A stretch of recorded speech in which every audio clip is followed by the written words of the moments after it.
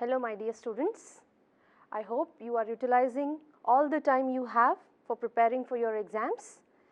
I am Maitri Rai from the Department of Biology, and in this session we will be studying about Unit B12, that is Human Reproduction and Reproductive Health. So let us move on to the first question. Amniocentesis is the detection of. They are asking you what do you mean by amniocentesis. So the first option we have chromosomal pattern by taking the amniotic fluid. Second, chorionic fluid from developing embryo. In this process we are taking the chorionic fluid.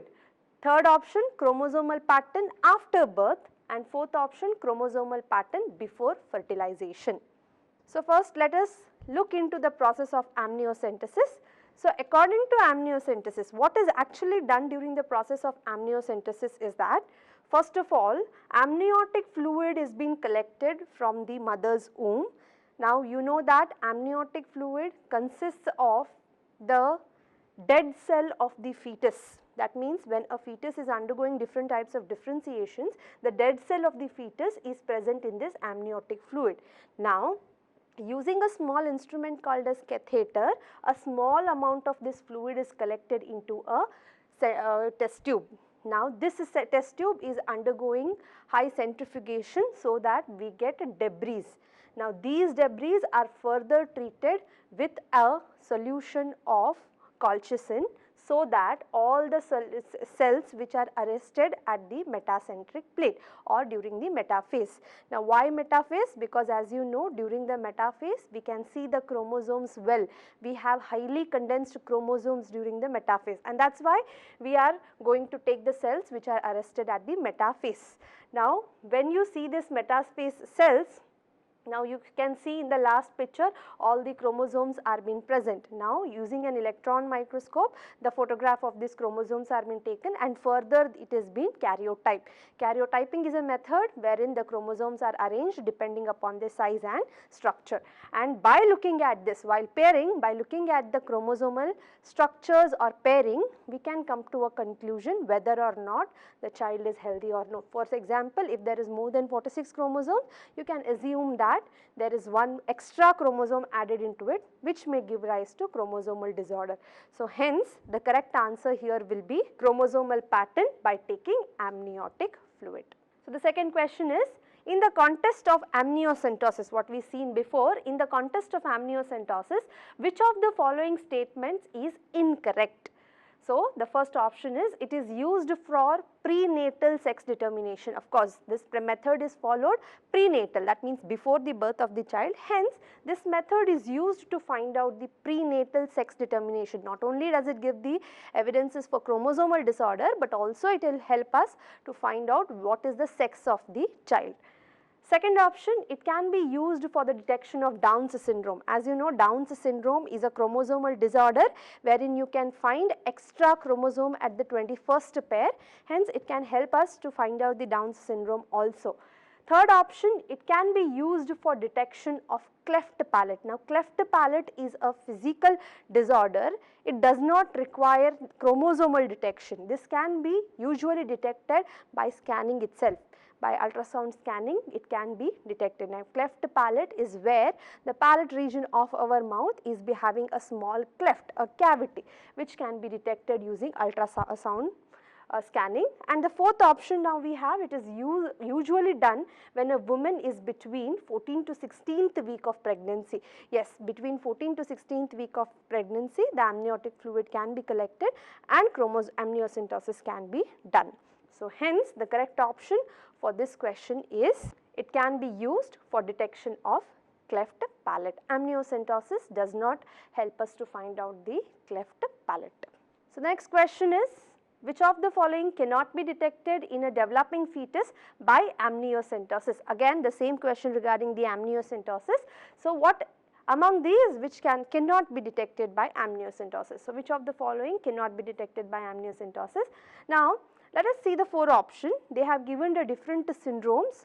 In the first one, Klinefelter syndrome, as you know, Klinefelter's syndrome is where a male is having one less one extra X chromosome in the place of XY chromosome. That means his karyotype is XXY. That means he has got one extra X chromosome. That means when amniocentesis is done, instead of 46 chromosomes, it will be detected to be having 47 chromosome, wherein the position, the 22nd position, where actually there has to be only 2 chromosomes, there you can find one extra chromosome. So, Klinefelter syndrome can be detected by amniocentesis. Sex of the fetus, yes, as I told you, when you are mapping the chromosomes, that means when you are arranging the chromosomes, the last pair will be either XX or XY. So, hence you can detect the sex of the fetus. Down's syndrome, as I have already told you, Down's syndrome is where in the 21st position, instead of 2 chromosomes, you find one extra chromosome, that is trisomy 21. Hence, Down's syndrome can also be detected by this disease, whereas jaundice on the other hand is not a chromosomal disorder. Hence, amniocentesis is a method where you can decide the chromosomal disorder. So, the correct option in this condition is fourth one, jaundice.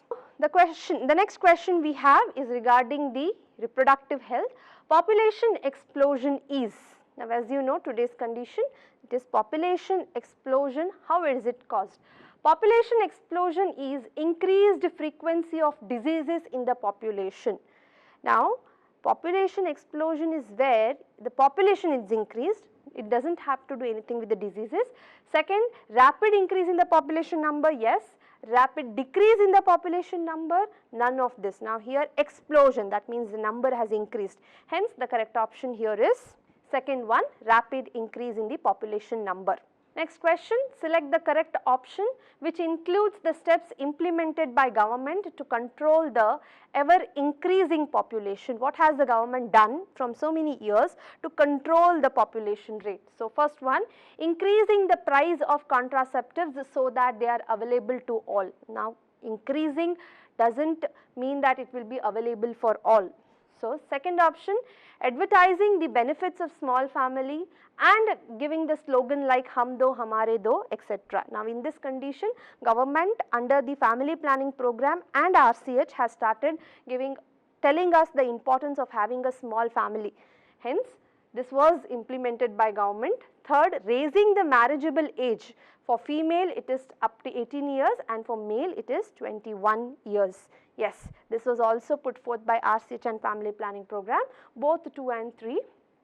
So, what has government done for implemented by the government to control the ever increasing population? So, it is both 2 and 3.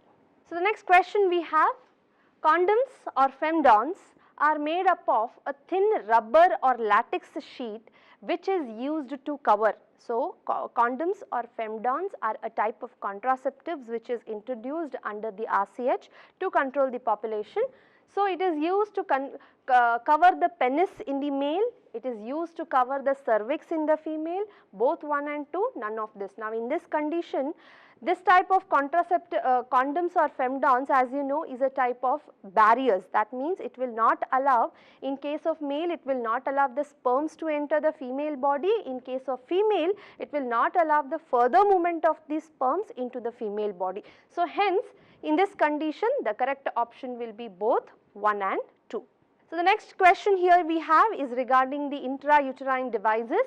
Example of the non-medicated IUDs is, now as you know, we have different types of IUDs, that is we have copper releasing IUDs, we have hormonal IUDs, we have non-medicated IUDs. So, among them, which of them are non-medicated IUDs?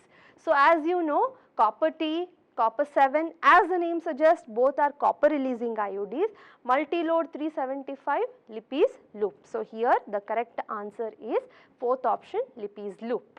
So, eighth question we have, dash makes the uterus unsuitable for implantation and the cervix hostile for dash.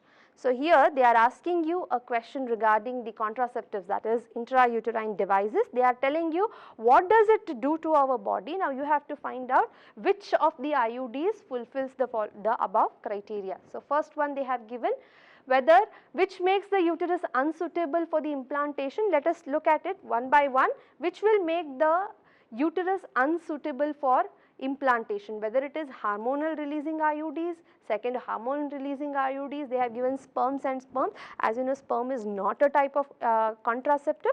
So, definitely the answer has to be between 1 and 2.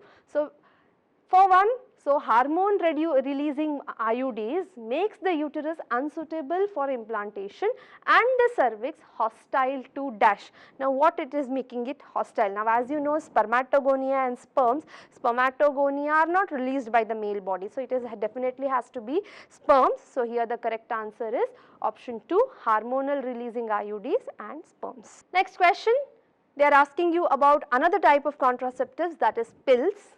Pills have to be taken daily for period of dash days, starting preferably within first 5 days of menstruation cycle. After a gap of dash days, it has to be repeated in the same pattern.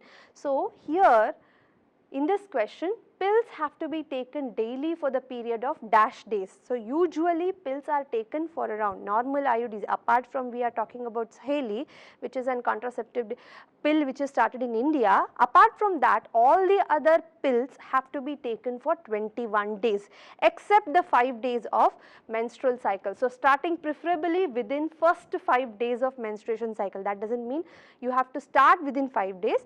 Leave around 5 days, from the next day the contraceptives is being started after a gap of around dash days.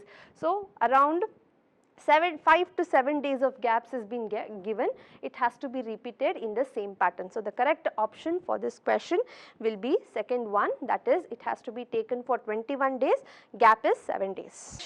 Name the part cut and tied in the male sterilization, also name the procedure. So, they are asking you which part has been cut and what is the method which is being told. So, here as you know, in the question it is properly mentioned as male sterilization. So, first you should know male sterilization is only vasectomy, not tubectomy. Tubectomy is performed in female. So, automatically option 1 and option 3 is eliminated. So, among option 2 and option 4 now, you have to tell which part is being cut and tied. Now, whether it is vasa efferentia or it is vas deferens. Now, here you know that vasa efferentia is a part which is present inside the epididymis or inside the testis, and the cutting of this part does not have any involvement in the transfer of the sperms into the external body. Hence, the correct answer for this question will be fourth one, vas deferens as well as vasectomy. So, vas deferens is cut, vasectomy is a procedure. So, next question we have, which of the following approaches does not give the defined action of contraceptives? So, among them which is not correctly defining the contraceptives. So, first option, intrauterine devices increases phagocytosis of these sperms. Phagocytosis in the sense they will engulf these sperms. Devices which suppress the sperm's motility and fertilization capacity of the sperms. They are telling that intrauterine devices are the ones who function by killing the sperms. In the way they are phagocytotic the sperms, they will make the cells of the uterus active in such a way that they will engulf the sperms and kill them, and also they will decrease the motility, they will suppress the motility of the sperms. In the second one, they are telling you hormonal IUDs prevent or retard the entry of the sperms, prevent ovulation and the fertilization. In the second option they are telling you that hormonal IUDs, how they function is by retarding the entry of the sperms, and also they will prevent the ovulation and fertilization. So, third one, vasectomy prevents spermatogenesis.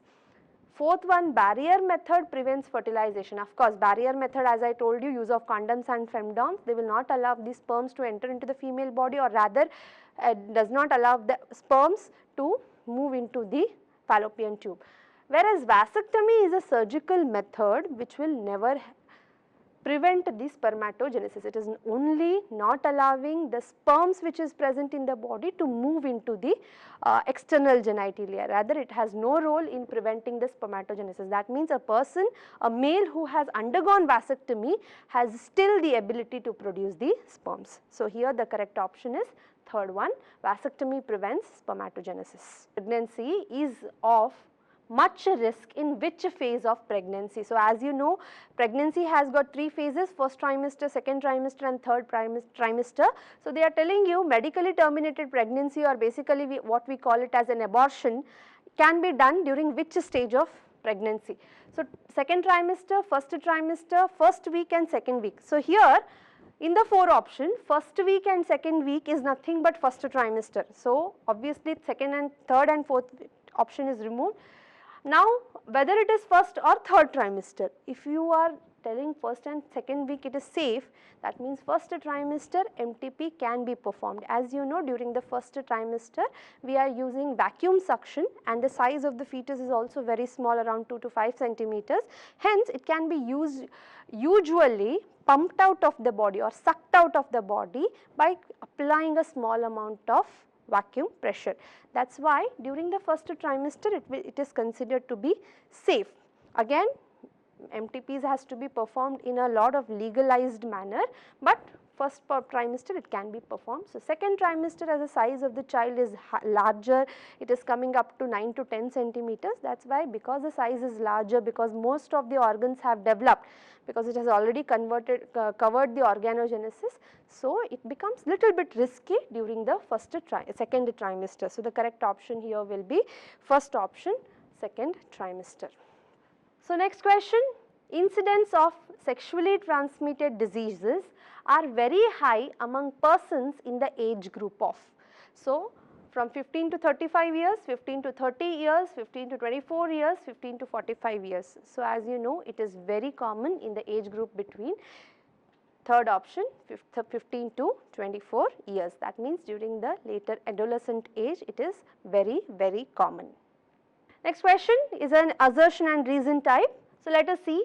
Assertion, contraceptives are the methods to prevent unwanted pregnancy. Yes, so it is absolutely correct. So let us look at the reason now. Unwanted pregnancy can only be prevented by using oral contraceptives. No, as I have told you already, contraceptives on a whole is used for preventing unwanted pregnancies, and oral contraceptive is just a type of contraceptive, is just one type of contraceptive which can be used. Of course, nevertheless, oral contraceptives can be used to prevent the unwanted pregnancy, but it is not the only way to prevent the unwanted pregnancy. So here the reason will be assertion is true, but the reason is false. So there are many types of contraceptives, barriers, there are condoms, there are femdowns under the barrier methods, there are natural contraceptive methods, there are intrauterine devices, there are sterilization methods, and of course there are oral contraceptive methods.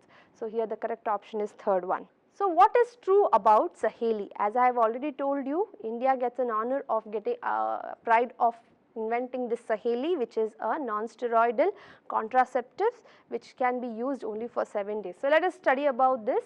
What is true about Saheli? That is an contraceptive, oral contraceptive pill. So it was developed by Central Drug Research Institute, Lucknow. Yes.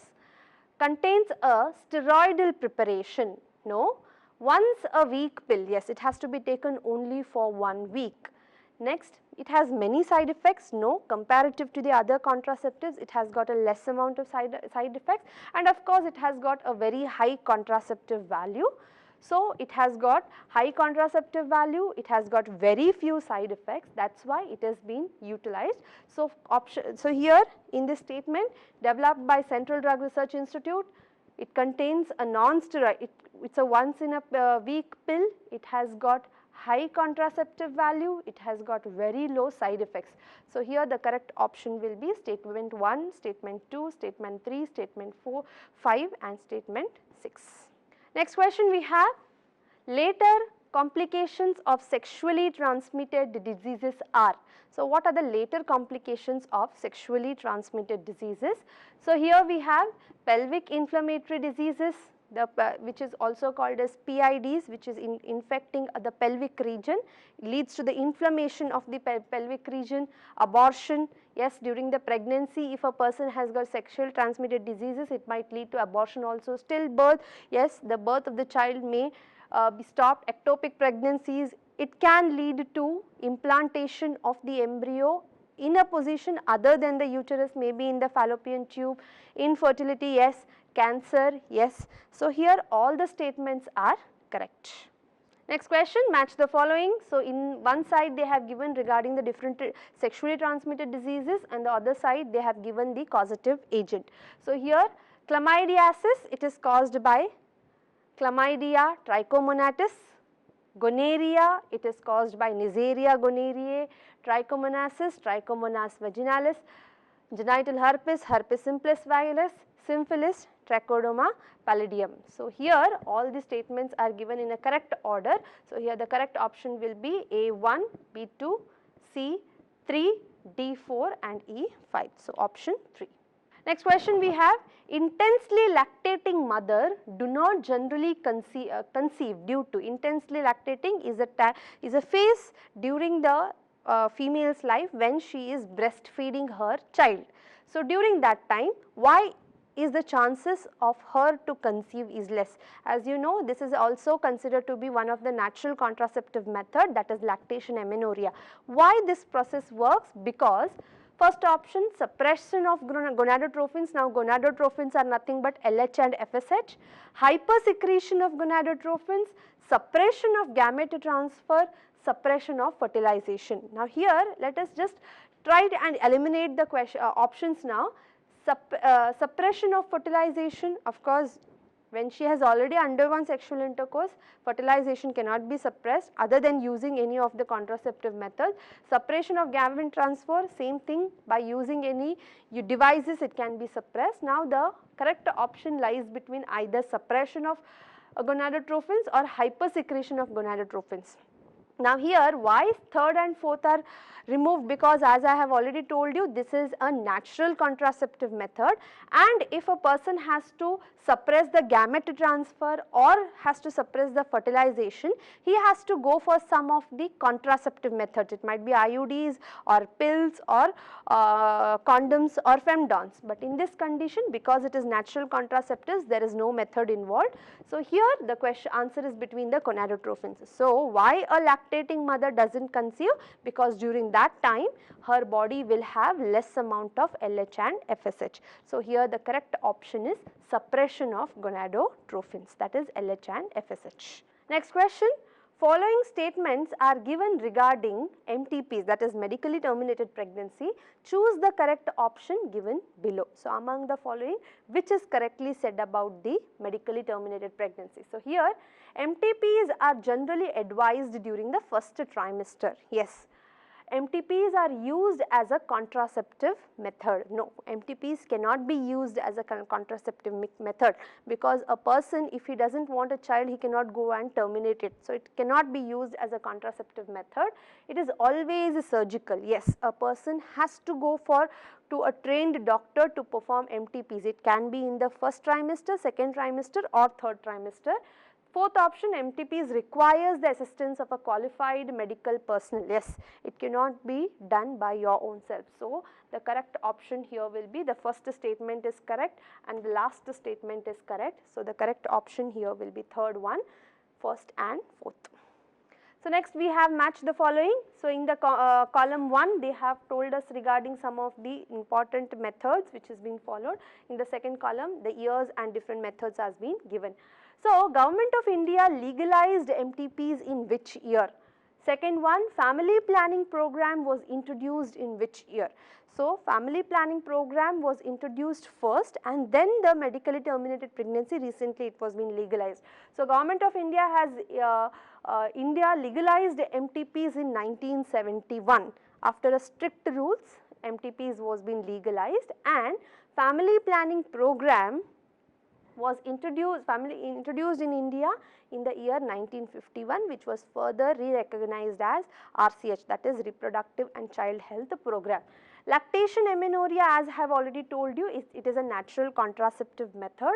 IUD is copper releasing IUD, that is copper T, and pills is progesterone. So, here the correct option will be second one, 2, 1, 3, 5, 4. So, the next question here is, sterilization technique, that is vasectomy and tubectomy, are generally foolproof method of contraception with the least side effects. Yes, usually this sterilization method is performed when a couple has already had enough number of children and they have they are said to be a 100 foolproof method for contraception, yet this is a last option for the couples. Because why it is considered to be a last option? So, first option here, it is almost irreversible. Yes, the surgical method, one of the most important properties of the surgical method is that they are not irreversible, they cannot be reversed, they are irreversible. Of the misconception that it will reduce the sexual urge or drive. Some people still believe that once a person performed vasectomy or tubectomy, it will affect the sexual urge or drive, and it is not true. It is a surgical procedure. Yes, because it is a surgical procedure, many of them push themselves back, so that because it is a surgical method. And last one, of lack of sufficient facilities in many parts of the country. Yes, there are many places today where there is no much correct medicine, or there is no much correct instruments to perform this method. Hence, all the four statements are correct, and this is why the reason, even though it is a foolproof method, it is not been taken up by many people. So, correct option is 1, 2, 3 and 4. A national level approach to build up a reproductively healthy society was taken up in our country in which year?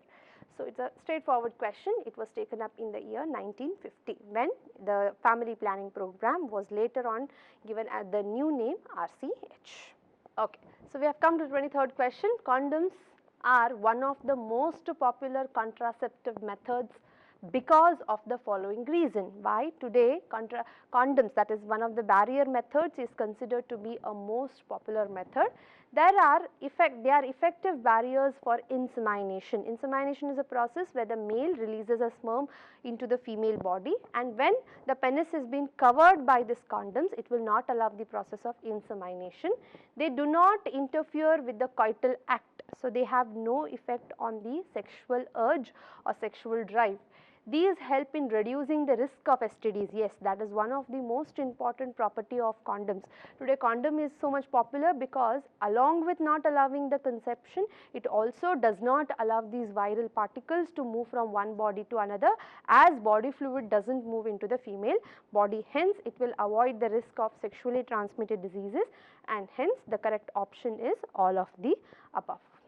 Next question, which statement is true about diaphragms? Again another type of barrier method, barrier contraceptive method.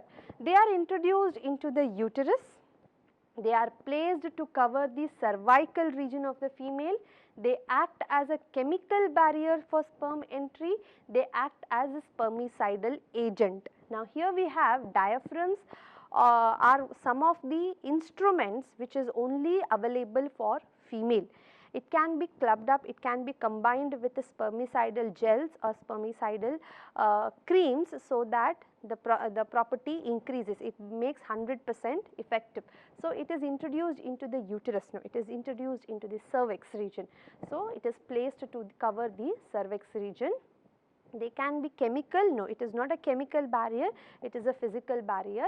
They are not spermicidal agents, they are one of the barrier methods. The efficiency can be used by this. So, the correct answer is they are placed to cover the cervical region. Next question. Emergency contraceptives are effective if used within 72 hours of.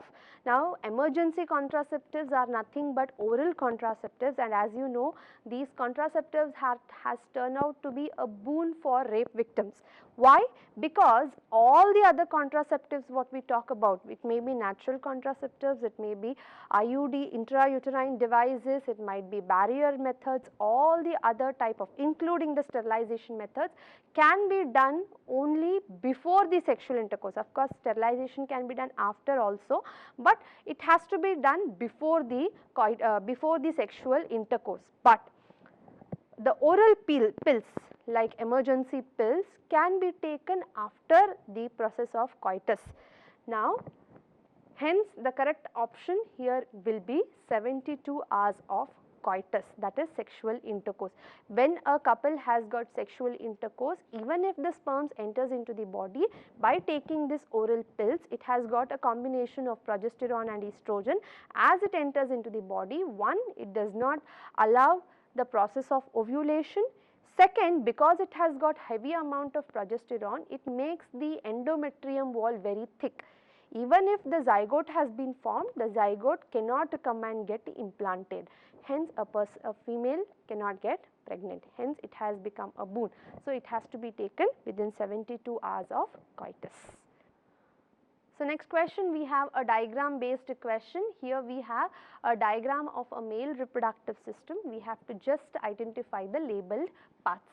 So, there in the diagram of the male reproductive system, we have got A, B, C a gland, D another gland, E a accessory duct, F we have got a primary sex organ, and in the next options G, H we have got the external genitalia of the male.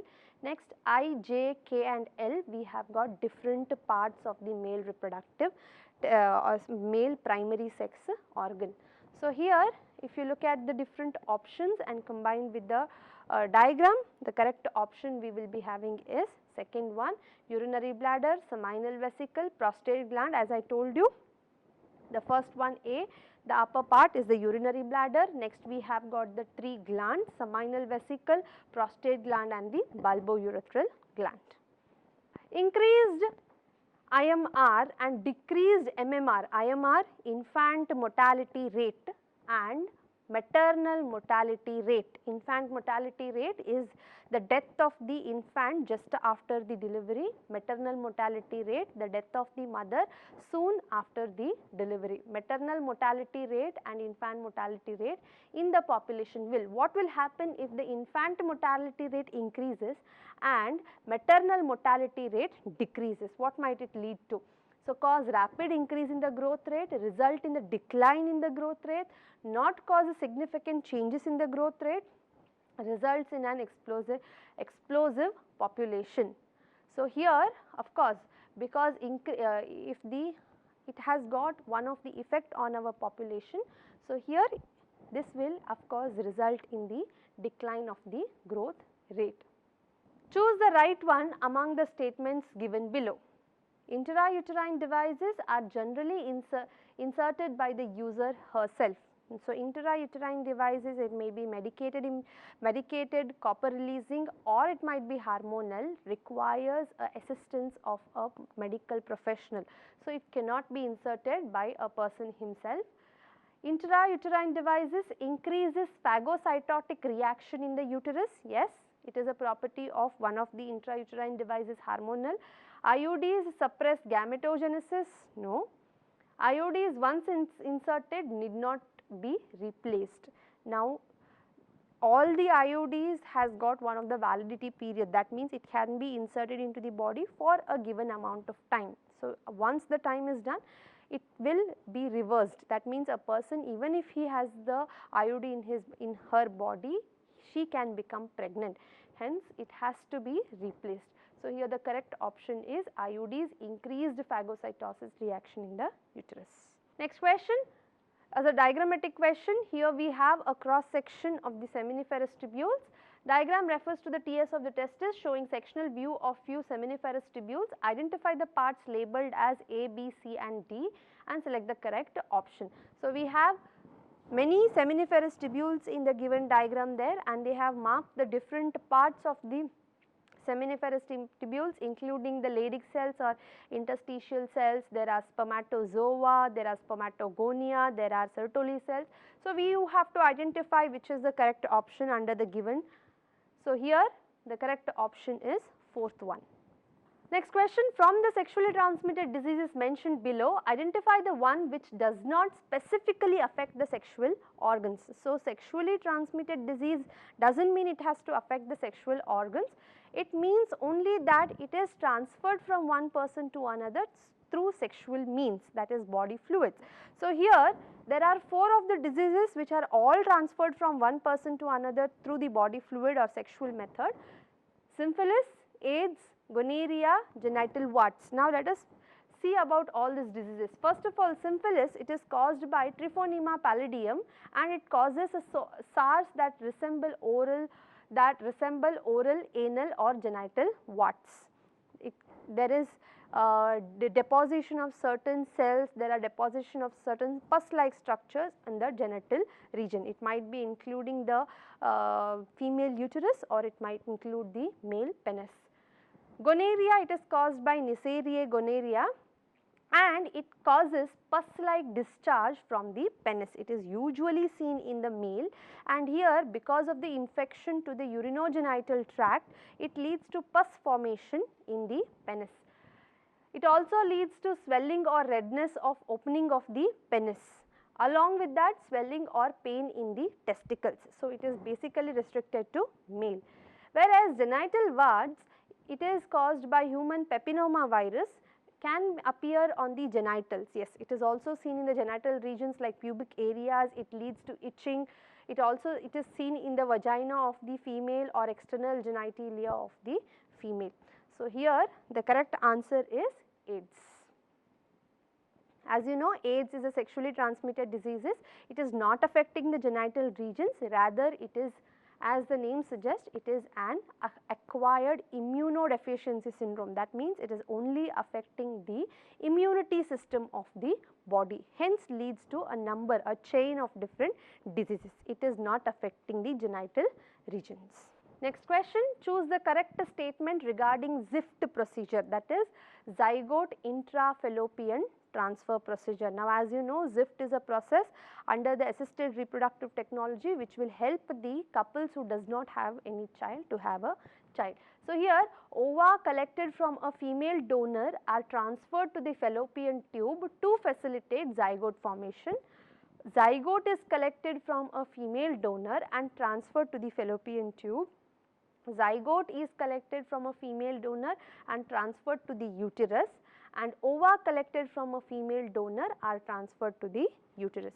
So, here we have zygote is, in case of zygote intrafallopian transfer, the zygote is collected from a female donor who is supposed to be a mother or any other female donor and transferred to the uterus. It has been taken, it is allowed to divide, it will finish its blastomeric stage, morula, blastula, and then it is transferred into the uterus. Next question, the correct surgical process as a contraceptive method is, the correct surgical procedure as a contraceptive method is, which among them is a correct surgical method. So, here we have in the first one there is oectomy, wherein it is a surgical method where the ovaries in a female is being removed, surgical removal of the ovaries. Second, hysterectomy, it is one of the surgical method where the uterus is removed from a female body. It might be partial or it might be complete removal of the uterus. Third, vasectomy is a process where vas deferens is being cut and tied so that the sperms which are produced inside the testis does not move out of the testis through the vas deferens, and castration is a process wherein the testis is removed from the scrotum. So, here the correct option is vasectomy. The following diagram refers to a female reproductive system of a human. Identify A to E. So, female reproductive system, the cross section of the female reproductive system is given. So, you have to identify the different parts labeled in the diagram.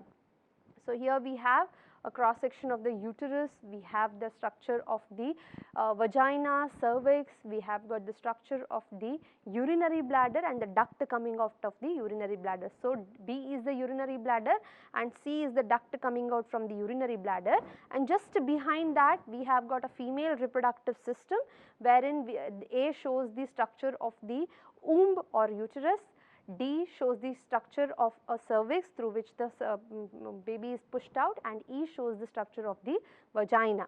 So, here the correct option is fourth one. Next question, the method of directly injecting a sperm into the ovum is assisted reproductive technology is called. This is a process where the sperm is directly introduced into the ova. So, here we have the different procedure. In the first procedure we have GIFT, gamete transfer, wherein from the a female reproductive system. From the ovary, the eggs are being collected, from the male, the sperms are being collected, it is being fertilized artificially into the test tubes, and these fertilized eggs are being further introduced into the female body. ZIFT, as we have already studied, ZIFT is a process wherein eggs are collected from the female donor and then it is being fertilized and transferred into the uterus. Next, ICSI, that is intracytoplasmic sperm injection. So here we have intracytoplasmic sperm injection. It is a very tedious, very complicated procedure wherein egg is being collected and the nucleus of the sperm is directly injected into the cytoplasm of the egg. So here you should remember, egg is a small structure, a smallest part of the female body, and sperm has to be directly injected into this egg. So in this process, intracytoplasmic sperm injection is the correct option. Next one, the following diagram refers to female reproductive system of human. Identify A to E. Now we have another structure of a female reproductive system wherein the different structures are being marked A, B, C, D and E, F. So you have to label these structures. So as you know, A, B and C are the part of the fallopian tube or oviduct. E is the primary sex organ in female. F is a structure of the uterus. So here the correct option is first one. Next we have the structure of the mammary gland, wherein the mammary gland is mentioned with all the different parts including the fat tissues. There are milk producing structures, milk transferring structures, milk stored structures and the external structures of the mammary gland. So we have to label the parts of the mammary gland. So here the correct option is fourth one. Next we have another structure, another diagrammatic question. So here mentioned is a diagram of a sperm, the developed spermatozoa. So we have to label the different parts. It will include A, which is the outer cap like structure which helps in fertilization, B, which has got the chemicals of this, C, which is the powerhouse of the sperms. So you have to label them. So here the correct option will be A, plasma membrane, acrosome and mitochondria. So here we have the diagram of the spermatid. Find out spermatid and Sertoli cells in the given diagram. So A, B, C, D, E is mentioned. So you have to identify here which one is called as the Sertoli cells as well as spermatids. So in the diagram, A and C, I will go back to the diagram again. A being the spermatids where the sperms have been produced, and C where you can see the structures. Find out spermatids and Sertoli cells in the given diagram. So you here that there is a different stage of spermatogenesis given in the diagram. So here you have to identify which one is called as the Sertoli cells, that is the nourishing cells, and which are called as the spermatids. So here the correct option is fourth one, B and E. Next question is regarding the hormonal action of spermatogenesis. So here give the name of the two hormones A and B in the figure given below. So they have given A, which acts on the Leydig cells to secrete B, which stimulates spermatogenesis. So here if A is FSH, FSH acts on the Leydig cells to secrete gonadal hormone to stimulate spermatogenesis, or LH acts on the Leydig cells to secrete androgen to stimulate spermatogenesis. Yes, sounds it is correct. Next, let us see the next option. Gonadal hormone acts on the Leydig cells to secrete luteinizing hormone. Now, Leydig cells is a part of the male reproductive system and LH is not produced by the gonads. So, it is wrong. So, gonadal hormones and lactin, no. So, fourth option is also wrong. So, the correct option will be here. Second one, LH and androgen, luteinizing hormone and androgen. Read the graph and correlate the uterine events that take place according to the hormonal level on A 6 to 15 days, B 16 to 25 days, C 26 to 28 days. So, they have given the diagram of the process of menstruation cycle. They are asking you what are the events which is taking place between 6th to 15th day, that is during the follicular or proliferative phase, during 16th to 25th day, and during 26th and 28th day. So, look at the diagram and just mention what is the correct option. So, here what is happening during the 6th to 15th day, what is happening between 16 to 25 days, 26 to 28 days. So, what events are taking place? During the first days, regeneration of the endometrium is taking place. Second, endometrium becomes thick. So, because of the release of the hormone called progesterone. And lastly, after the 26th day, when the egg has crossed the ampulla isthmus junction, the degeneration of the endometrium takes place.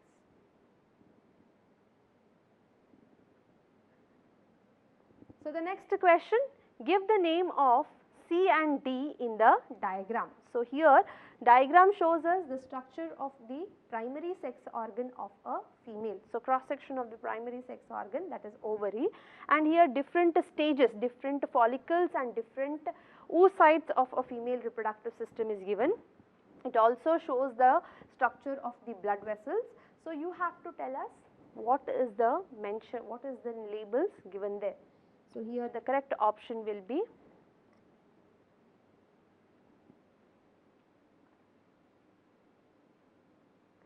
C and D. The C will be tertiary follicle showing antrum, and D is a Graafian follicle. So, the next question we have, identify A, B and C in the figure given below. So, in the figure they have shown us the schematic representation of the process of oogenesis. As you can see here students, oogenesis has got 3 phases: multiplication, growth phase as well as maturation phase. They have shown, as you know, the process of oogenesis begins before the birth. So, half of the time the process of development, the primary oocyte entering the meiotic division is all seen during the fetal age. As soon as the cell has come to the primary oocyte stage, the birth takes place. Until the puberty, there is no change in the female body. Once a person is reaching the puberty stage, the primary oocyte completes its first meiotic division to become a secondary oocyte as well as a first polar body. The first, because of the unequal cytokinesis, the second oocyte further undergoes unequal cytokinesis, completes its second meiotic division, becomes a secondary polar body as well as the ovum. So, here they are asking you what are the stages A, B, C and D. So, here the correct option is A is oogonial cell, which gets converted into primary oocyte by absorbing the nutrition from the surrounding. Next, the B after it completes the first meiotic division, it becomes a secondary oocyte. Next question, the following graph of relative concentration of the 4 hormones present in the blood plasma of the woman during her menstruation cycle. Identify the hormone A, B, C and D. So, all the 4 hormones, that is 2 ovarian hormones and 2 pituitary hormones, are all mentioned in the same diagram. You have to just tell me what A, B and C and D is. So, as you have seen there, on the 14th day there is rapid increase in C, that means it is LH, luteinizing hormone, because that is a hormone which is causing the ovulation. As you can see, D is increased in the later stages of the menstruation cycle. That means D is an hormone which is produced by a structure which is produced after ovulation. That means it can be progesterone.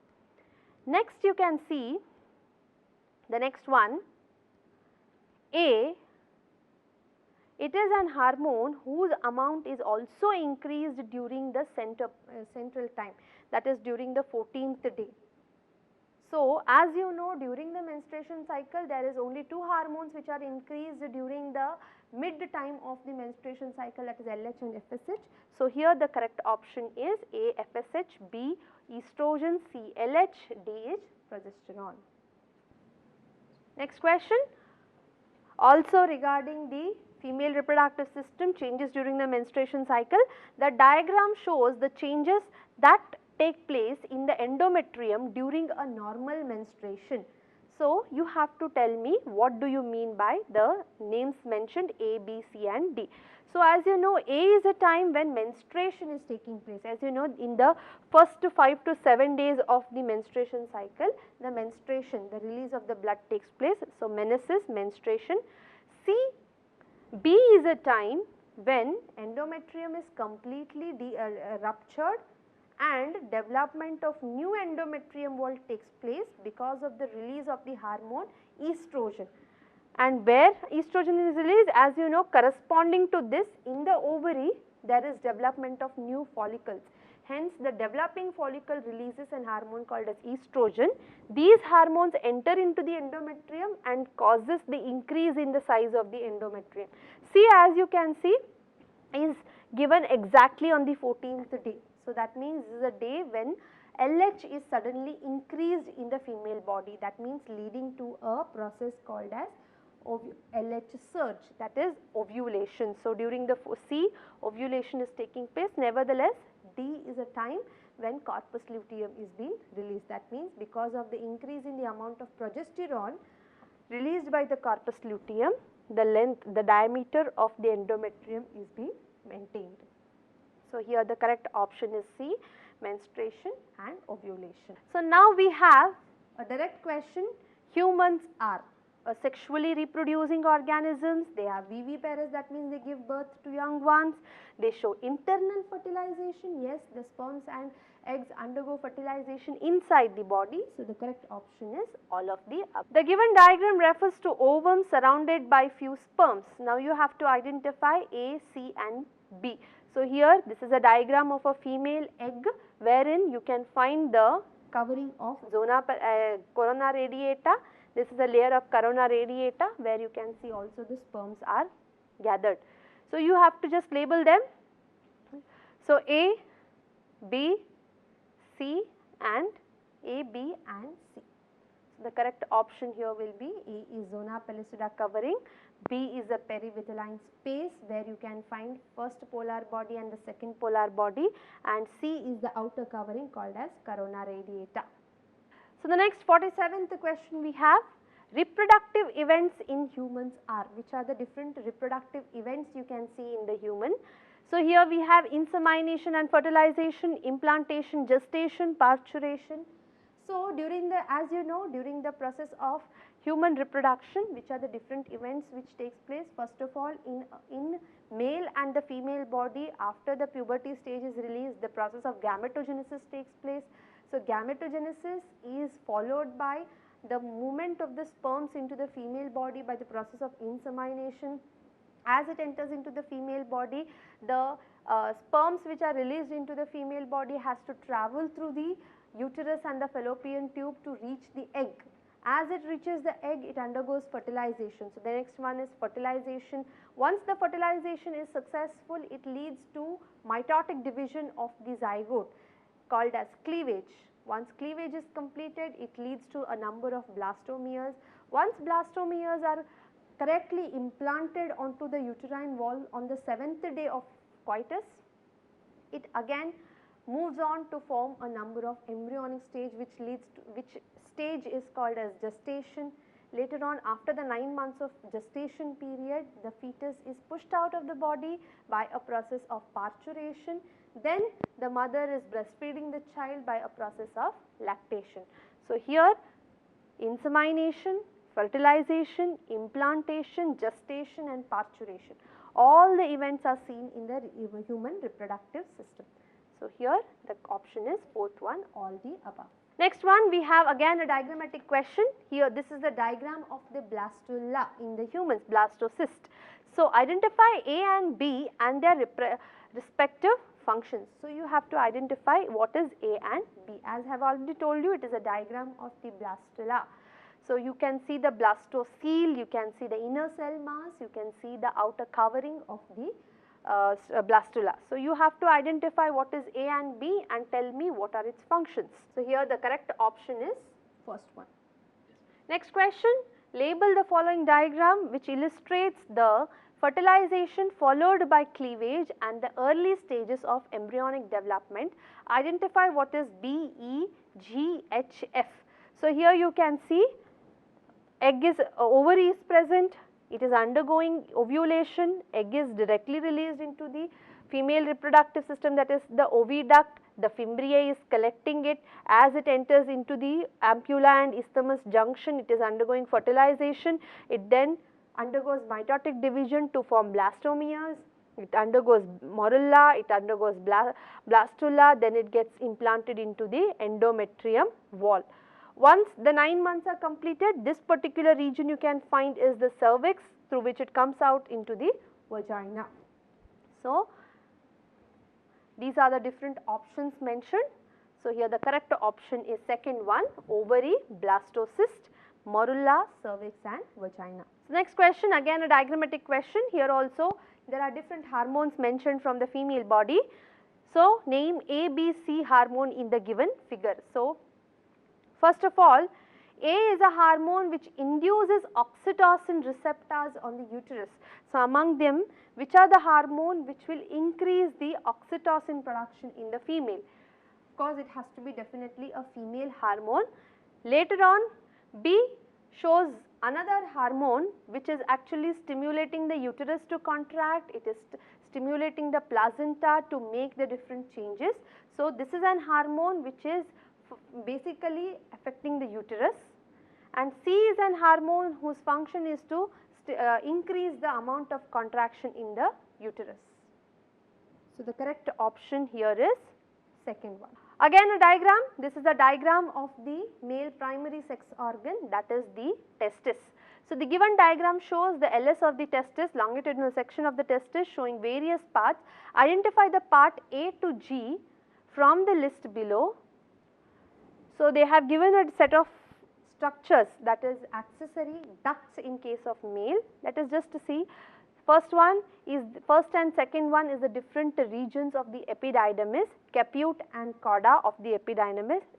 Second one is vas deferens, which is taking the sperms from the testis to the abdominal region, vas deferens, corpus epididymis. So, caput, cauda and corpus are the three regions of the epididymis. Seminiferous tubules, tunica vaginalis, tunica albuginea, tunica vasculosa, these are the three layers of the testis, three parts, three membranes which are covering the testis, in which tunica albuginea being the largest layer and rete testis. So, here the correct option. So, these are the different options here, correct answer is third one. Next question, we have another question regarding the menstruation cycle. So, we have the diagram shows some of the changes in the blood hormone concentration which occurs during the menstruation cycle. So, you have to match B, C, D, E, F, G and H of the diagram with the hormones and events given in the different points. So, you have to just, which is the estrous phase, which is ovulation, repair of endometrium, luteinizing phase, menstrual phase, luteal phase, progesterone and ovarian phase. So, from these events are seen in which, under which label, you have to identify them. So, here the correct option is option 3. So, another diagrammatic question. So, here there is a diagram of the female reproductive system. So, here match each function below with its associated parts of the human female reproductive system shown in the figure. So, where is the egg produced? So, among them, where is the egg produced? It is inside the ovary, D. Where does the fertilization occur? It is in C, that is inside the fallopian tube. Where would implantation of the fertilization egg take place? So, where does implantation takes place? So, it is in the B, that is inside the uterus. Where are estrogen and progesterone produced? So, estrogen and progesterone both are produced in the female structures, female reproductive system. What part receives the penis during the copulation? That is the vagina. So, here option is 3. So, next question is oogenesis stops by. Oogenesis is a process wherein the egg is produced inside the female body. So, when does it stop? So, puberty is a time when a female actually starts the process of menstruation cycle. 50 years it continues, it never stops, it stops in embryonic ovaries. So here it continues, it never stops. So as you know, in the female the process of oogenesis has to stop because there is already a fixed amount of eggs entering into the female body, present in the female body during the birth. So once all the eggs are removed during the menstruation cycle, the process will stop. So third option is wrong. It stops in the embryonic ovaries? No, that is the time it begins. So the correct option here is second one, 50 years. Next question, male reproductive system is constituted by, what does a male reproductive system include? A pair of testes and external genitalia, accessory ducts, accessory glands. Yes, so there is testis which is required, there is penis which is required, accessory ducts include retitestis, vasa efferentia, epididymis, and accessory glands, bulbourethral gland, prostate gland, seminal vesicle. So the correct option here will be fourth one. Next is, where is the male reproductive system located? See, if it is male or if it is a female reproductive system, in the human skeletal system, as you know, there is only one region where these structures are located, and that is the pelvic region. So here the correct option is first one, in the pelvic region. Shape of the testis is. So here the shape of the testis is oval. Scrotum is, what is a structure called as a scrotum? As you know, in the male body the process of spermatogenesis has to be monitored, and the most important factor it is affecting the process of spermatogenesis is temperature. Hence, a male body is arranged in such a, developed in such a way that the testis gets a different environment from the body, and that is in the scrotum. So it is a bag of skin in which one finds testis, covers the testis, accessory gland. So both 1 and 2, yes, it is covering the testis, and also it is the skin in which one finds testis. Next question, human testis are, whether it is extra abdominal, that is it is present outside the abdominal cavity, occurs inside the abdomen, occurs in the scrotum, both 1 and 3. So the correct option is both 1 and 3. Temperature that favors the spermatogenesis. So as I told you, the spermatogenesis requires lower temperature than the body, hence it is present outside the body in a sac-like structure. So lower than the internal body temperature, higher than the internal body temperature is equal to the body temperature, none of this. So as I told you, scrotum is present only because the testis requires a lesser degree temperature than the body, exactly 2 to 3 degrees lesser temperature than the body. So the correct option is bi. So as I told you, testis has got 3 layers which is covering it, beginning with the scrotum region, tunica albuginea, tunica media, scala vestibuli, scala tympani. So if in this tunica media, scala vestibuli, scala tympani, again scala media, scala vestibuli, scala tympani, these are the 3 layers of human ears. So the correct option here will be tunica albuginea. Next question, how many testicular lobules are present inside each testis? So in the, as you know, in the male body the testis is further divided into a number of compartments. So these compartments are called as testicular lobules, which has got around 250 compartments inside it.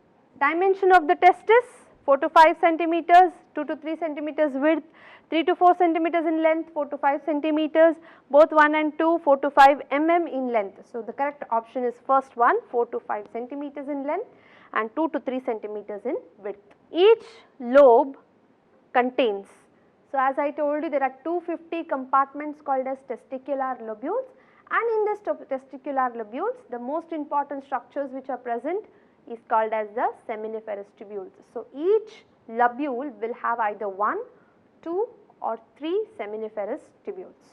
So the correct option is first one, 1 to 3 seminiferous tubules. 3 types of cells you find inside the seminiferous tubules. So inside the seminiferous tubules there are only 2 types of cell, one being the Sertoli cell which helps in nourishment, second being the male germ cells which actually produces the spermatozoa.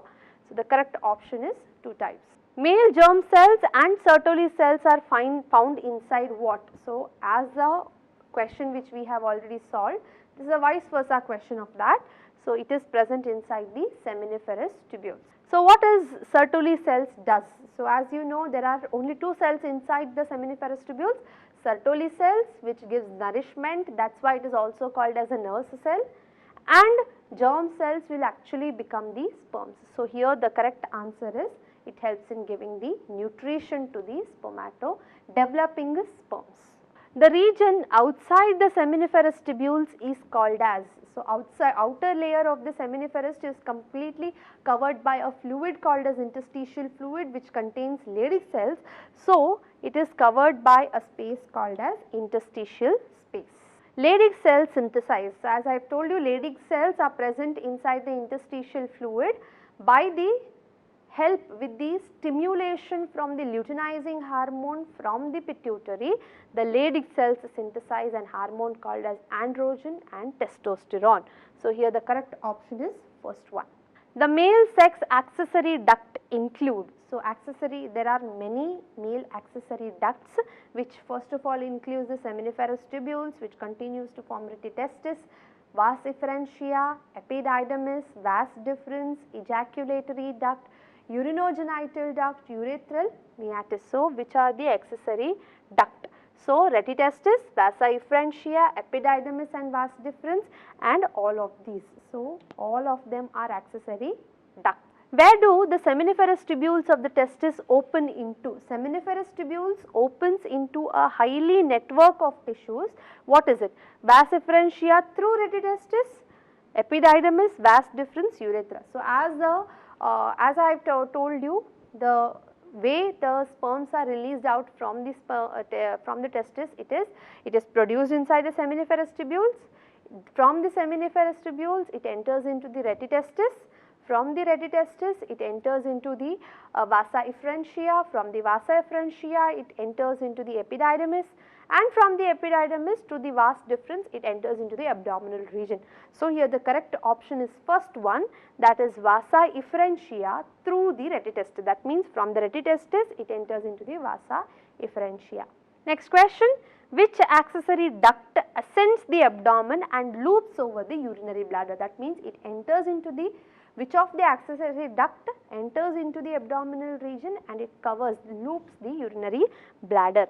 So, here the correct option is the urethra originates from urinary bladder and extends through the penis to its external opening called as. Urethra is a structure which is coming out through the urinogenital duct, that is, it is receiving the duct from the urinary bladder as well as from the ejaculatory duct. So, it together forms the urethra and it enters into the penis. It covers, after it enters into the penis, later on it becomes urethral meatus which is present at the opening of the penis. Epididymis is located along. Epididymis is also called as a temporary storehouse of the sperm. Before it is entering into the female body, it is stored in the epididymis of the male. So, anterior surface of each testis, posterior surface of each testis, anterior surface of the urinary bladder, posterior surface of the urinary bladder.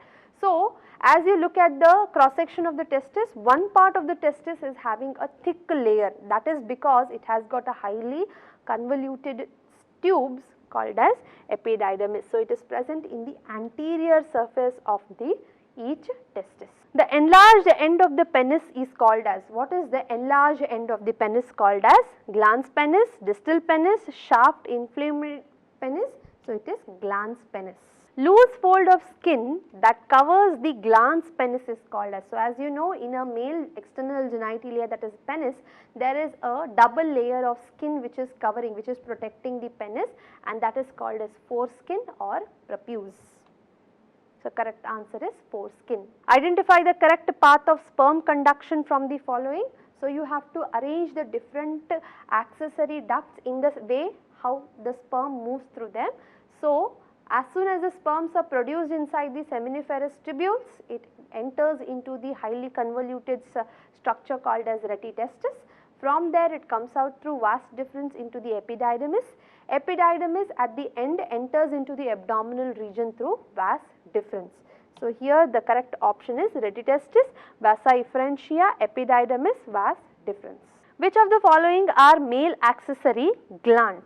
So, male has got 3 accessory glands, seminal vesicle, prostate gland and bulbourethral gland, in which bulbourethral gland and seminal vesicle to be paired, as well as prostate gland which is single. So, correct option here will be. The next question is, which of the non-reducing sugar seminal plasma is rich in? So, for this you should understand non-reducing sugar. So, you have already studied in your first year, non-reducing sugar is the one which is converting the cupric into cuprous in the Benedict's reagent, that is why it gives brick red solution. So, basically it is a property of the carbohydrate, basically it is a property of monosaccharides. So, here which is that sugar which is present in the seminal plasma. So, as you know, in the male body the sperm, the fuel of the sperm is the fructose. So, fructose is a non-reducing sugar which is produced in the seminal plasma. So, the correct answer is fructose. Next question, seminal plasma is rich in. So, again seminal plasma among the different structures, it is rich in fructose. Major function of the bulbourethral gland is, what is a function of the bulbourethral gland? As I told you, it is the smallest gland, it is paired, it is present just above the penis, it is rich in, the function of which is lubricates the uterus by mucus. Which among the following is primary sex organ in female? So, the primary sex organ among them, cervix, vagina and uterus are the accessory ducts. So, the primary structure is the ovaries. Where are the ovaries located? On each side of the lower abdomen, on each side of the stomach, on each side of the mammary gland, all of this. So, as the female reproductive system is present in the pelvic region, that is in the lower abdominal region. So, the 2 ovaries are present on either side of the lower abdomen. Ovarian stroma is enclosed by, ovarian stroma is a fluid like structure present inside the ovaries. So, what does it enclose? Thin epithelium, very hard calcareous shell, egg white, thin connective tissues. So, here the answer is first option, thin epithelium. Each ovary is, so they are asking you what is the length of each of the ovary, what is the dimension of each of the ovary. So, it is 2 to 4 centimeters in length. Ovaries are connected to the pelvic walls and uterus by. So, as you know, ovaries is a structure which is present free, that means it is directly not connected to the female reproductive system. But because the structure has to be maintained for further pregnancies, the ovaries are indirectly connected to the female reproductive system by a structure called as ligaments. Female accessory ducts are, which are the different female accessory ducts? So, oviduct, uterus, vagina, all of this. So, here except the ovaries, all the other including fallopian tubes, including the uterus, vagina, cervix, all are the accessory glands. Next we have, what is the length of the fallopian tubes? So, fallopian tube is one of the large parts of the female reproductive system which includes infundibulum, ampulla as well as isthmus. So, the correct option here is first one, 10 to 12 centimeters long. Next one, ovarian stroma is divided into. So, stroma or the fluid like structure is divided into 2 parts, cortex and medulla. So, here the correct option is cortex and medulla. Fallopian tube extends from, so periphery of each ovary to the uterus, periphery of each uterus, periphery of the ovary, none of this. So, they are asking you fallopian tube, what is the structure of the fallopian tube? So, as you know, on either side of the ovaries there are 2 fallopian tube which is indirectly actually connecting the female reproductive system to the ovaries, which comes in contact only during the process of ovulation, and hence it is present in the periphery of each ovary to the uterus. So, funnel shaped part of the oviduct is, so when you look at the structure of the female reproductive system, fallopian tube is a part which covers or which will collect the ovum from the ovary into the uterus. So, it has got 3 layers. One is the funnel-like structure called as infundibulum, followed by a large structure called as ampulla and the isthmus. So, here the correct option is first one, infundibulum. Next question, during the delivery of the baby, which among the following layers of the uterine wall shows a strong contraction? So, as you know, the size of the child during the parturition reaches around 30 centimeters, and that has to come out of the body through a very small narrow chamber called as cervix, which is open only up till 1 to 2 centimeters. Hence, there should be heavy contraction which will actually open the cervix wider, and that is because of the contraction of the myometrium. So, finger-like projection at the edges of the infundibulum are. So, they are asking about a structure which is actually helping in the collecting of the ovum released from the ovary. So, that structure is called as the fimbriae. So, the correct option is first one, fimbriae. What is the function of this fimbriae? So, just now I told you fimbriae are the finger-like structures present on the infundibulum which helps in the collection of the ovum. Which part of the oviduct has narrow lumen and joins the uterus? Isthmus, ampulla, fimbriae, ligaments. Which part of the oviduct has narrow lumen and joins the uterus? So, there are three parts in the fallopian tube: infundibulum, ampulla and isthmus. Ampulla being the large broader part, infundibulum being the cup-like structure. So, the narrow part has to be isthmus. Infundibulum leads to a wider part of the oviduct called as. So, oviduct, the wider part of the oviduct which is coming after the infundibulum. So, the representation, if you see, so this is the ampulla part, this is the infundibulum, this is the isthmus. So, they are asking you infundibulum leads to a larger part which is called as ampulla. Correct answer is ampulla. Uterus is also called as. So, uterus is also called as the womb. Birth canal includes uterus, cervix as well as vagina. Antrum is a fluid filled cavity present inside the secondary follicle. Lacuna is a large cavity which is present inside the cartilage. The shape of the uterus is. So, as when we are talking about the uterus, the first line which is mentioned is the uterus is in the shape of a inverted pear. So, here the correct answer is inverted pear. Uterus is attached to the pelvic wall by. So, already I have told you uterus is attached to the pelvic wall by means of tendons, ligaments, muscles, chordae tendineae. So, tendons is the one which is connecting bone to the muscles, ligaments is connecting bones to bones, muscles are the structures which gives us strength, chordae tendineae is present inside the heart. So, here the correct option is ligaments. Uterus opens into the vagina through. What does the uterus open into the vagina? So, it opens into the vagina through vulva, uterine meatus, cervix, foramen magnum. So, it is cervix. Cervical canal is the cavity of. As the name suggests, it is the cavity of cervix. So, pick the wrong sentence with reference to external genitalia. So, mons pubis is a cushion of fat tissues covered by skin and pubic hair. So, mons pubis is a region which is actually present near the outer part of the female body, which is protecting the inner uterus in a non-pregnant female. The labia majora are fleshy folds of tissues which extends down from the mons and surrounds the vagina. Yes, mons pubis extends downwards and covers both the urinary opening and the vaginal opening in the form of mons, in the form of labia majora and labia minora. Labia minora are paired fold of tissues under the labia majora. Clitoris is a leaf-like projection with villi to increase its absorption area. So, now understand, clitoris is a region present in the female which can be compared to the penis region of the male.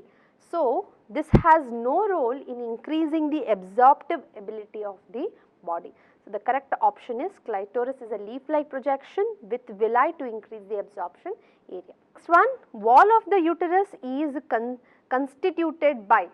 So, thin membranous perimetrium, middle thick layer of smooth muscles called myometrium, inner granular endometrium. So, as you know, uterus has got 3 layers. The outer protective layer becomes perimetrium. The middle layer, which is actually undergoing high contraction during the menstruation cycle or during the pregnancy, is myometrium, and inner granulated layer which undergoes cyclic changes during the menstruation cycle, and which is a layer which is holding the blastula during implantation, it is the endometrium. So, here the correct option is all of this. Which of the following undergoes cyclic changes during the menstruation cycle? So, as I have told you, among the 3 layers, endometrium, myometrium and perimetrium, endometrium is a layer which is controlled by 2 hormones, progesterone as well as estrogen.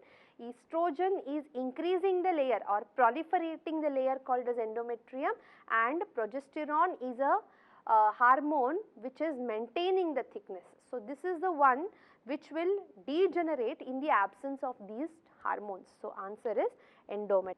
Which among the following cells periodically undergoes meiosis? So, which among these cells are undergoing meiosis in the body? Whether it is primary spermatocyte, whether it is secondary spermatocyte, whether it is tertiary spermatocyte, or whether it is spermatids. So, you have to tell me which is undergoing meiosis. So, go back to the structure of the spermatogenesis. As you know, the spermatogonial cell undergoes mitotic division to increase its number. These spermatogonial cell absorbs the nutrition from the surrounding cell, increases in size, becomes primary spermatocyte. And why it increases in the size? That is because it has to undergo the meiotic division. So, primary spermatocyte undergoes first meiosis to become secondary spermatocyte. Secondary spermatocyte undergoes second meiosis to become spermatid. So, here the correct option is primary spermatocyte. Pick the words that indicate part of the female external genitalia. So, mons pubis, labia minora, clitoris and hymen, all of this. So, mons pubis, as I told you, is the external fat like structure, labia majora is the external folding, clitoris is a small finger like projection, hymen is the covering of the vagina. So, the answer has to be all of these. Opening of the vagina is often covered partially by a membranous covering. So, a membranous covering is present on the uterus, which is on the vagina, which is called as the hymen. So, clitoris being the finger like structure, labia minora and majora are the external lip like structures. So, here the answer is hymen. Where one can trace clitoris. So, among them they are asking you what is the exact position of the clitoris. Upper junction of the 2 labia minora over the uterine opening, upper junction of the 2 labia majora above the uterine opening, just above the anal opening, develops below the uterine opening. So, anal opening, no, it is not present anywhere near the anal opening. Below the uterine opening, so uterine opening is far, it has got 2 other openings there. So, these 2 options are wrong. Now, whether it is present on one side of the labia minora or majora, so the correct answer is upper junction of the 2 labia minora inside the labia majora. On an average, number of mammary lobules in each breast is, how many mammalian lobules, how many compartments are present inside the breast which will have the milk producing cells. So, it is 15 to 20 in each breast. Mammalian alveoli, that is milk producing cells, opens into, so the milk which is produced inside the mammary gland. So, these are alveoli which is present inside the mammary gland. Now, all of this opens into what? So, what are these structures? So, whether it is mammalian tubules, mammalian ducts, lactiferous ducts or nipples. Lactiferous ducts and nipples are the external structure. So, the answer has to be mammalian ducts. Several mammalian ducts joins to form. So, as I have told you earlier, the duct like structures, they come together to form a single duct. Now, these structures are, so mammalian ampulla, alveoli, nipple, mammalian lobe. Now, mammalian lobe are the compartments, nipple is the outer opening, alveoli are the milk producing cells. So, the answer has to be mammalian ampulla. Next question, process of spermatogenesis begins at. So, as you already know, spermatogenesis is a process wherein the male starts producing the sperms. That means in his body the spermatogonia are becoming sperms, and it begins during the phase of puberty. Each spermatogonia is dash and contains dash. So, what does a spermatogonia contain? So, each spermatogonia, whether it is haploid or diploid, and how many chromosomes does it contain? So, each spermatogonia is, now as you know, in male or female body only cells which are haploid are the gametes. So, male gamete being sperms and female gamete being eggs. So, here they are not asking about sperms, they are asking about spermatogonia. So, haploid is eliminated. So, first and third option is removed, first, third and fourth option will be removed, the left out one is second one, diploid. So, it is each spermatogonia is diploid and contains 46 chromosomes. The spermatids are transferred into spermatozoa by a process called. So, as you know, this is a last process in the process of spermatogenesis. So, in the last, after the second meiotic division is completed, the spermatozoa is getting converted into further the spermatids are getting converted into spermatozoa by which process? Spermiogenesis, spermiation, insemination, metamorphosis. So, let me just first tell you what are these options. Metamorphosis is a process wherein the outer morphology of the organism is being changed. Say for example, a tadpole undergoes metamorphosis to become a frog, wherein it morphologically changes. That means the tail disappears, the skin the lungs, the gill slits which are present, it becomes lungs. So, that is metamorphosis.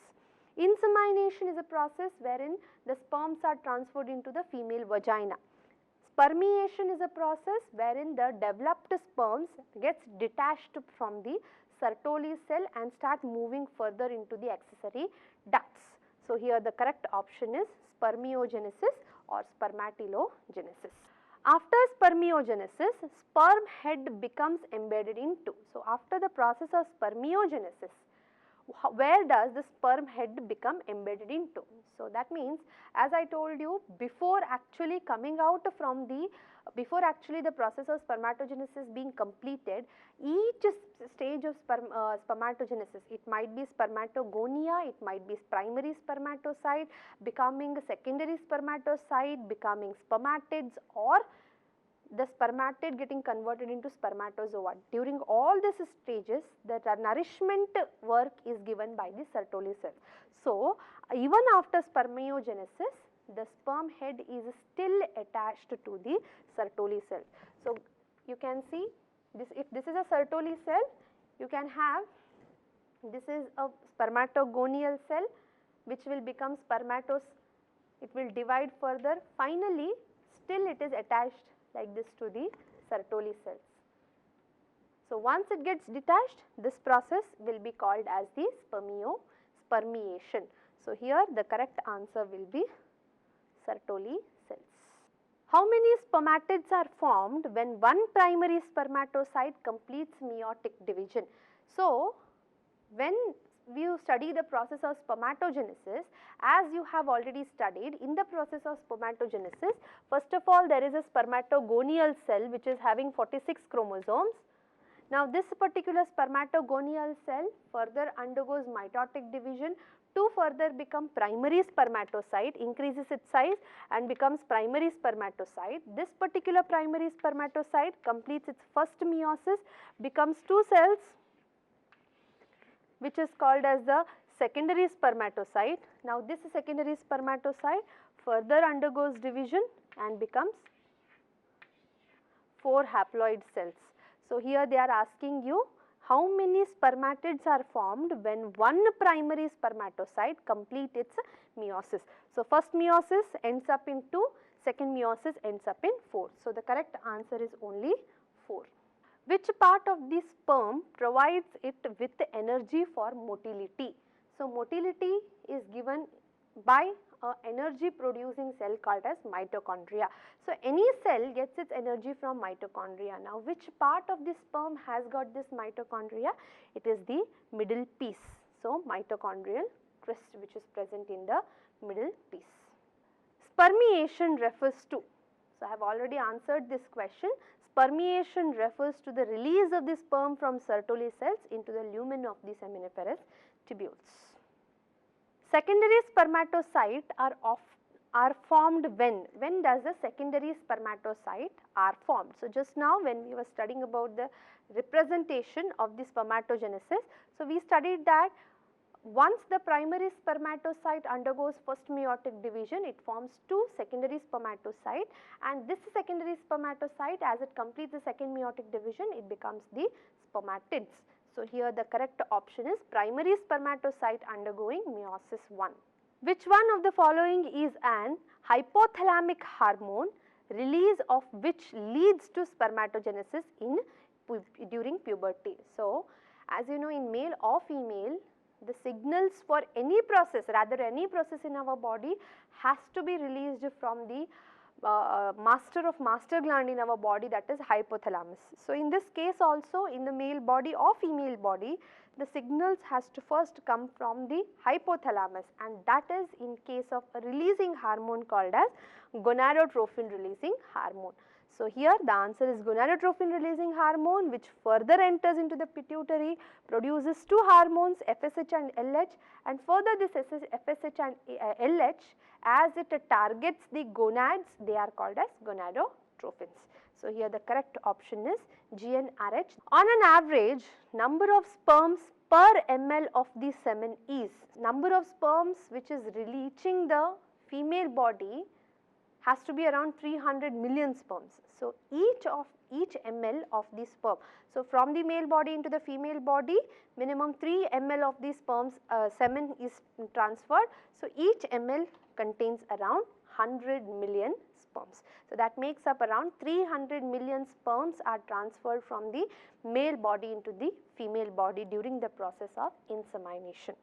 The seminal plasma along with the sperms constitute. So, as you know, the sperms from the male body has to enter into the female body, and in the female body does not give any kind of nutrition to the sperms, not even oxygen. That is why sperm enters into the female body and works in an anaerobic condition, and that is why it has to bring the energy along with it when entering into the female body, and that form of energy is the semen.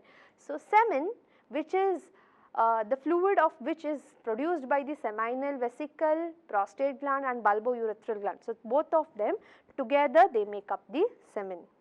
So, the correct answer here is semen. Pick the hormone that maintains the function of the male sex accessory duct and gland. So, which of the hormone is maintaining the accessory ducts and glands? So, you have to understand, if it is in a male, that means a male hormone is involved in this. So, the correct answer is androgen, which is released by the Leydig cells. Next question, oogenesis begins at, when does the process of oogenesis begin? Unlike the male, in the male, because male will start the production of spermatogenesis only after the puberty, female, in his body the production of sperms continues forever, that means until he dies. But in the female body the process is not so, because in the female body the process of development of the eggs began before the birth, that is during the embryonic stage, maybe around 1 or 2 months during the first trimester, and that is why when a female child is born, she will already have 1 million eggs in her body. That is why it will cease around 45 to 50 years. So, technically in the female body the process of oogenesis begins before the birth, that is during the embryonic stage. So, during embryonic development stage, at puberty, during menarche, menopause. So, menarche is beginning of the menstruation cycle, menopause is the ending of the menstruation cycle. So, here the answer is first option. Approximately number of oogonia, that is gamete mother cells in each fetal ovary is. So, as I told you, in the fetal ovary, that means the ovary which is present in the child which is present inside the mother's body, that means if During the pregnancy, if the child which is present in the uterus is a girl, in her body already the production of eggs will start, and in her ovary there is around 6 million eggs in her body. When she is born, it will be reduced to around 1 or 2 million, but in the fetal ovary there are around 6 million eggs present. Where exactly process of oogenesis takes its first halt? So, where exactly once the process of oogenesis begins, where it will take its first stop, where it will stop and then again further start. So, which stage it is? So, as you know, before ovulation, before the process of just parturition, that is during the embryonic stage it begins, and at the age of parturition, that is when the delivery takes place, it has to be stopped, and that during that time in the female body the oogonial cells have been converted into primary oocyte, and this primary oocyte has just entered the meiotic division. It has not completed it, but it has just entered the meiotic division. It has entered the first meiosis. It has entered prophase 1, that is it has completed leptotene, zygotene, pachytene and diplotene and has ceased at diplotene. So, here the correct answer is prophase 1 of meiosis. What does a primary follicle contain? So, as you know, inside the ovary there are two processes simultaneously which is going on, that is development of the follicle called as folliculogenesis, development of the egg called as oogenesis. So, which stage what is happening? So, understand, inside the primordial oocyte primordial follicle is present. Primary oocyte and secondary oocyte is present inside primary follicle. Primary follicle and secondary follicle contains primary oocyte. Tertiary follicle and Graafian follicle contains a secondary oocyte. I will repeat once again. Primordial oocyte is present inside primordial follicle. Primary oocyte is present inside primary follicle and secondary follicle. Secondary oocyte is present inside secondary follicle, tertiary follicle and Graafian follicle. So, here primary follicle has primary oocyte covered by a layer of granulosa cells, secondary oocyte covered by a layer of follicular cells, tertiary follicle with a second layer with a oocyte in it, primary oocyte with antrum. So, the correct answer is primary oocyte covered by a layer of granulosa cells. So, primary oocyte is present inside primary follicle. Large number of primary follicles degenerate from. So, in case of female, once the birth of the female child takes place, both the processes folliculogenesis and oogenesis stops. Further, when a child is born, till puberty the process of oogenesis does not take place, but the process, another process wherein a million of follicles which is present at birth becomes lesser and lesser, and during the puberty it will come up till 60 to 80,000, and this process is called as follicular atresia. So, they are asking you large number of primary follicle degenerate from what? So, birth to puberty, puberty to old age to death, embryonic stage to birth. Correct answer is birth to puberty.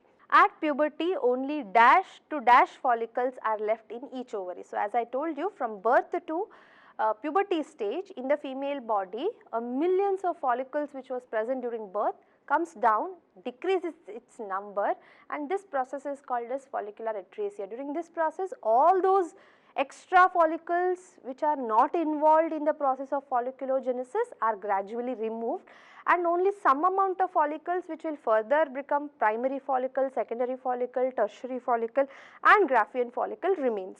So, when it comes to puberty, around 60,000 to 80,000 follicles are left out. Secondary follicles are, so what is a secondary follicle? Primary follicle surrounded by more layers of granulosa cells and a theca layer. It is a modified follicle layer, theca interna and theca externa. Primary follicle with the pellicuda, it has got a layer called as pellicuda, both 1 and 2, degenerated primary follicle. So, here the answer has to be both 1 and 2. fluid filled cavity antrum is a characteristic of. So, the development of antrum actually begins from the secondary follicle, wherein the antrum is still empty, whereas in the tertiary follicle the antrum gets filled by a fluid called as liquor folliculi. So, here the correct answer is tertiary follicle, which is a characteristic feature of the tertiary follicle, a fluid filled antrum. In which of the following primary oocyte completes its first meiotic division? So, here the same question was asked in the spermatogenesis also. So, primary follicle, primary oocyte completes its first meiotic division to form what? So, here in which stage it is completed? So, when it becomes a tertiary follicle, when it has completed the tertiary follicle stage, it is done.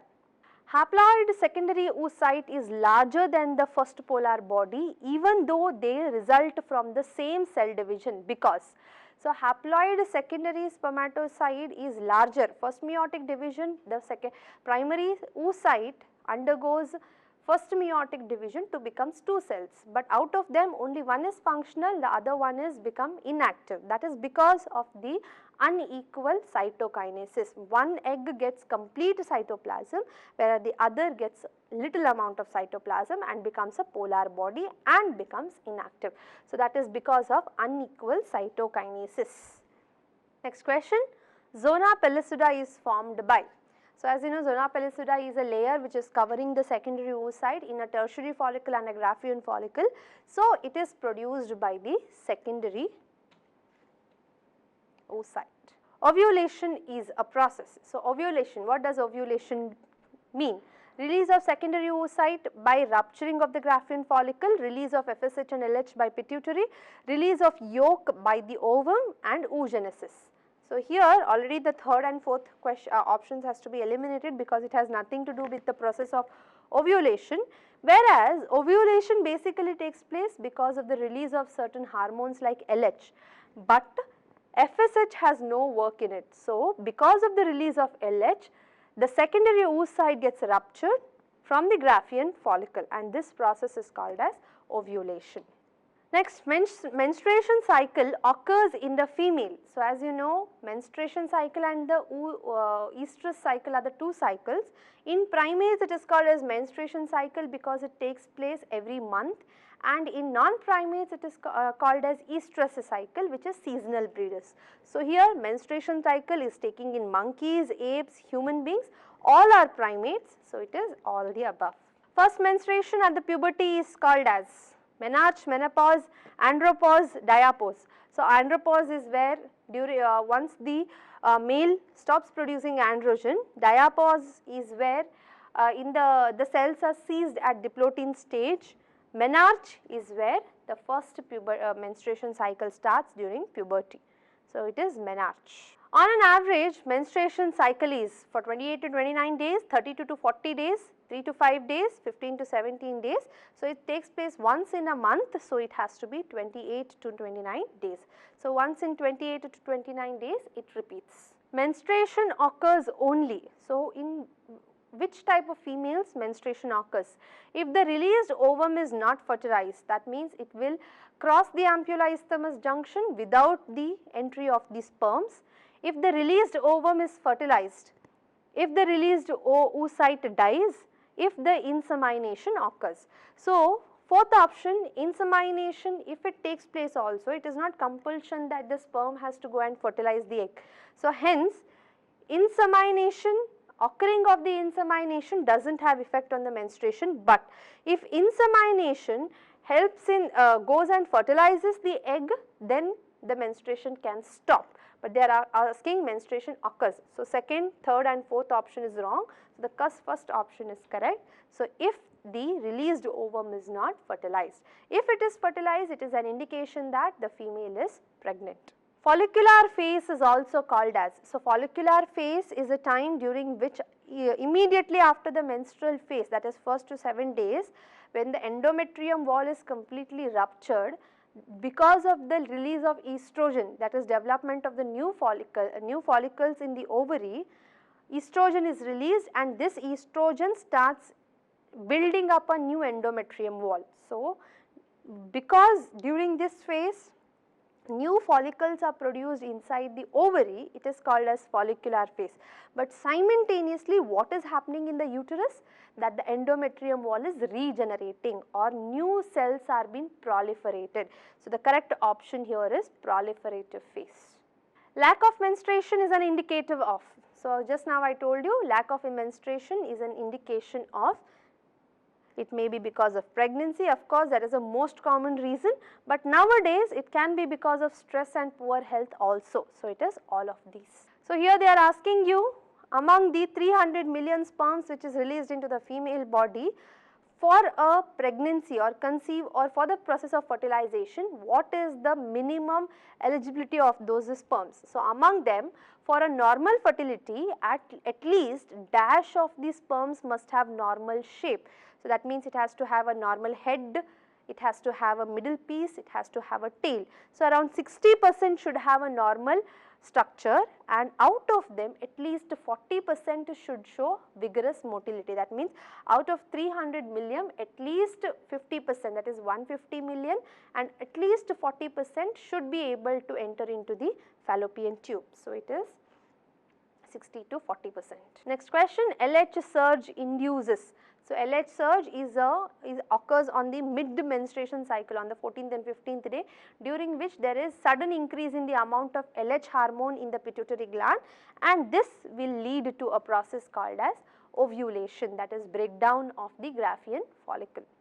At around 50 years of age, menstruation cycle ceases, and this is called as, so around 12 to 15 years menstruation cycle begins, called as menarche, and at 45 to 50 years in a female body compulsorily the menstruation cycle has to stop, and this process is called as menopause. So, another assertion and reason kind of a question. Assertion, all copulation does not lead to fertilization and pregnancy. Yes, because even if the sperm enters into the body, if the fertilization does not take place exactly in the ampulla isthmus junction, it may not lead to pregnancy. Reason, fertilization can occur if the sperm and the ovum are transported simultaneously to the ampulla isthmus junction. This is very important, because if the sperms are hyperactive and if they reach the fallopian tube before actually the reaching of the eggs into the fallopian tube, it may end up in the fertilization before the complete development of the egg. And if the sperms are very slow and if they reach the fallopian tube once the egg has already crossed the ampulla isthmus junction, it may end up again in the damaging of the egg, and also the phases, once the cleavage begins until it crosses the fallopian tube, blastula stage has to be completed, and if the fertilization takes place too late, the blastula stage may not be completed and the implantation may not occur. So, that is why both assertion and reason are true, but they are not exactly correlated. The secretion of the acrosome help the sperm in. So, what does acrosome? What is the function of acrosome on the sperm? So, as you know, acrosome contains hydrolytic enzyme. So, when the sperms reaches the egg, the outer layer corona radiata has to be broken, and that is the function of the acrosome. So, enter into the cytoplasm through the zona pellucida. Who is responsible for the sex of the baby? So, nowadays it is all the time it is blamed for the female, but actually the sperms carries the chromosomes. If the sperm carries X chromosome, that will end up in a girl baby, whereas if the sperm carries Y chromosome, it will end up having a male child. So, it is because of father. Cleavage is, so soon after the process of fertilization is completed, the next process is the mitotic division called as cleavage. So, mitotic division of the zygote, meiotic division of the zygote, amitosis of the zygote, all of these. So, it is mitotic division of the zygote. So, let me tell you, once the fertilization is completed, when zygote is formed, for the process of cleavage to begin, there is a very important structure which should be carried by the sperms, and that is the distal centriole. So, distilled centriole which is present near the neck of the sperm, only if it is added to the zygote, the process of cleavage begins. So, distal centriole adds mitotic division center to the egg. which will begin the process of cleavage. So, it is mitotic division of the zygote. So, cells formed by cleavages are called as, so it may be 2 cells, it may be 4 cells, it may be 16 cells, it may be 100 cells. All of those cells which contains 46 chromosomes after zygote formation, they are called as blastomeres. The embryo with 8 to 16 blastomeres is called as, so this is a stage which is taking place in the fallopian tube and it is called as morula. Attachment of the blastocyst to the uterine endometrium is called as, so soon after the sexual intercourse, fertilization takes place, becomes a zygote, zygote undergoes cleavage, becomes a morula, blastula. Now this blastula enters into the uterus and comes and attached to the uterine wall, and this process is called as implantation, which usually takes place on the 7th day of coitus, not fertilization, 7th day of coitus. Human blastula, also called as blastocyst, has trophoblast, inner cell mass, both 1 and 2, none of this. So, if you have seen the diagram structure of the blastula, so this blastula, so surrounding it has got a covering called as trophoblast, and at one end it has got embryonic cells called as inner cell mass. So, the correct option is both 1 and 2. The trophoblast layer then gets attached to dash and the inner cell mass gets differentiated into dash. So, the trophoblast layer which we saw just now, the outer covering, which will then get implanted into the endometrium wall of the mother, and inner cell mass gets divided and becomes an embryo. That means that is a cells which will further become a child. So, it is endometrium and the embryo. Attachment of the embryo to the uterine endometrium is called as, so attachment of the embryo to the endometrium wall, which we already studied right now, so it is called as implantation. After implantation, finger-like projections appear on the trophoblast, which is called as, so as you know, this is a uterine endometrium wall. So, once the blastocyst has got attached, so this is a trophoblast layer, this will develop a finger-like structures. Now, this finger-like structures, they are called as chorionic villi. Structural and functional unit between the developing embryo and the maternal body formed by chorionic villi and uterine tissue is. So, structural and functional in the sense, this is a part of the mother as well as the fetus, which is helping in the function of both of them. It is supplying the food, it is removing the nitrogenous waste, it is supplying the oxygen, carbon dioxide, it is also supplying the blood vessels, and that is called as the placenta. Choose from the following hormones secreted by the placenta. Which of them are secreted by the placenta? So, human chorionic gonadotrophin, human placental lactogen, relaxin, estrogen, progesterone, all of this. So, as you know, the hormones which is mentioned in first, second and third options are all present in the female body only during the pregnancy. Apart from estrogen and progesterone, HCG, HPL and relaxin are only present in the body during the pregnancy. So, the correct option is all of this. HCG, that is human chorionic gonadotrophin, HPL, that is human placental lactogen, and relaxin are produced in the womb only during. Just now we saw it is produced by the womb only when the placenta is developed, and if the placenta is developed, it is an indication that the female is pregnant. So, the correct answer is pregnancy. Which of the following hormones are increased several folds during the pregnancy? Cortisol and thyroxine, somatocin and melatonin, ADH and oxytocin, none of this. So, cortisol and thyroxine, somatocin and melatonin, ADH and oxytocin. So, in this, somatocin and melatonin are the hormones which are increasing our color or the menstruation cycle. ADH and oxytocin are involved in the water regulation. So, here the answer is cortisol and thyroxine, which is also produced by the placenta. Next we have match the column 1 with column 2. So, during which month of pregnancy which structures are formed.